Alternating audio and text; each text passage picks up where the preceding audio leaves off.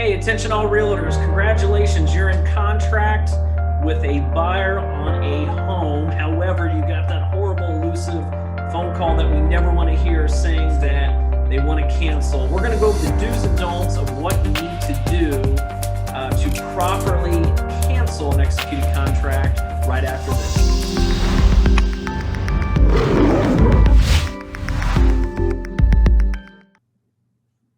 Hey guys, this is Adam Ashba, broker of Ashmont Realty. And before we dive into how to get your clients out of a executed real estate contract appropriately, I just want to preface, I am not an attorney. I'm a real estate broker. So if your clients or yourselves have any questions, legal questions, please consult an attorney. So let's put everything out on the table and let's set the stage. So you have a client that just went into contract on a home. You're the buyer's agent. That's an exciting time for everybody. However, for some reason, they have decided they don't want to purchase the property. So what do?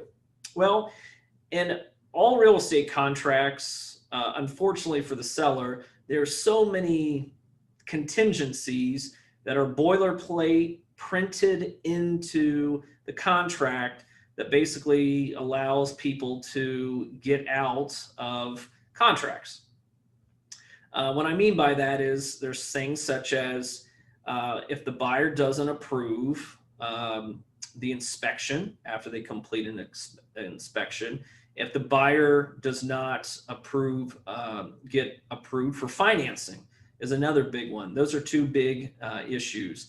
Typically clients do put down earnest money that and basically they're saying, hey, in good faith, you're going to hold this money. I'm very interested in the property, but in the event that something happens and you don't want to buy the property, they're going to get that earnest money back. Or vice versa, if they do cancel the deal without being in some sort of meeting within those contingencies, that earnest money goes to the seller. So we'll talk about that on other episodes, but today we're going to talk about how to appropriately get your client out of a contract. So there's a couple different hurdles that you're going to run into during the real estate process, which we covered under the process flow of a real estate transaction. And the first one is, after you get into an executed contract, is an inspection.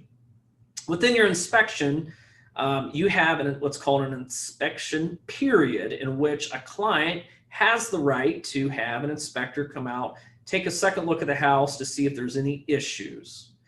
Now, during that time, if they do find something during that inspection period of time, they do have a right to cancel the contract. And one thing that can be frustrating for sellers is even if the seller agrees to repair those items at the seller's cost, your client can still cancel the contract.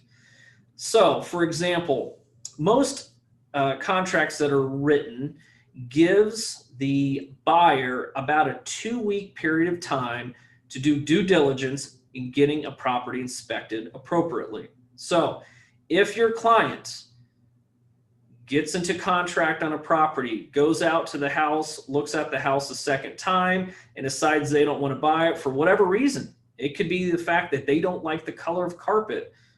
They don't like that the walls are white instead of blue. They don't like the fact that the roof's getting a little old. That would be an appropriate time to cancel the contract because you're still under the window of time for an inspection period.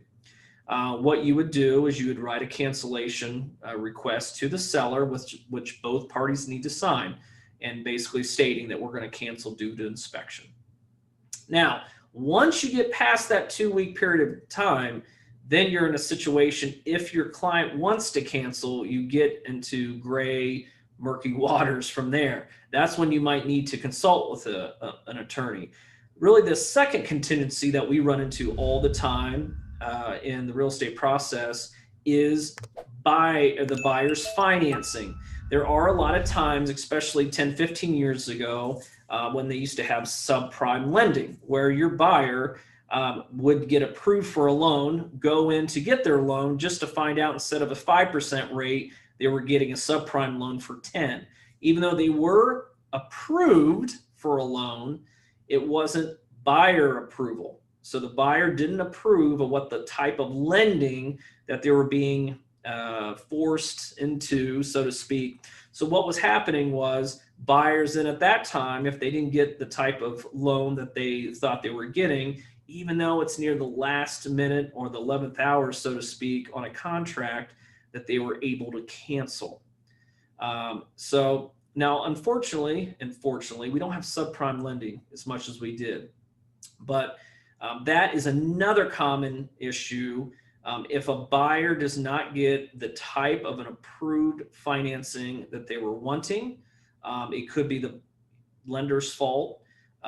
If it is the lender's fault and they cannot obtain correct financing, that is a right per the contract for them to get out. Okay. An issue that we can run into, we've had this unfortunately, is if everything's completed, everything's finalized, and there's a personal issue that comes up. We've had everything from a family member dying during the process to just cold feet change their mind, divorce, you name it, during the house buying processes. If it becomes a situation where it's just a personal issue, nothing to do with the inspection or the financing portion of the loan. If you get into situations where they're personal issues, then please take time to have your client reach out to an attorney to let them go over what their rights would be. Because the issue that might come up is if they do not execute the contract from the original agreement 30 days prior, they could be getting themselves set up for some sort of lawsuit. So the rule that I would give all my agents as well, some advice, is just follow the rules, do the right things. Bad things do happen sometimes, but as long as you're following the rules, protocol, and the language within the contract, you'll you'll stay out of trouble. Okay. I hope this helps kind of go over things a way that a client can get out of a contract responsibly. And then sometimes they want to get out of a contract irresponsibly when they want to non-comply with an executed contract and it doesn't go along the contingencies that were written in the original contract. They need to consult an attorney to make sure they're doing themselves justice. So I hope this helps. If you like this information, please like and subscribe below. We come out with weekly tips all the time to help realtors get better at their craft, and we will see you next week.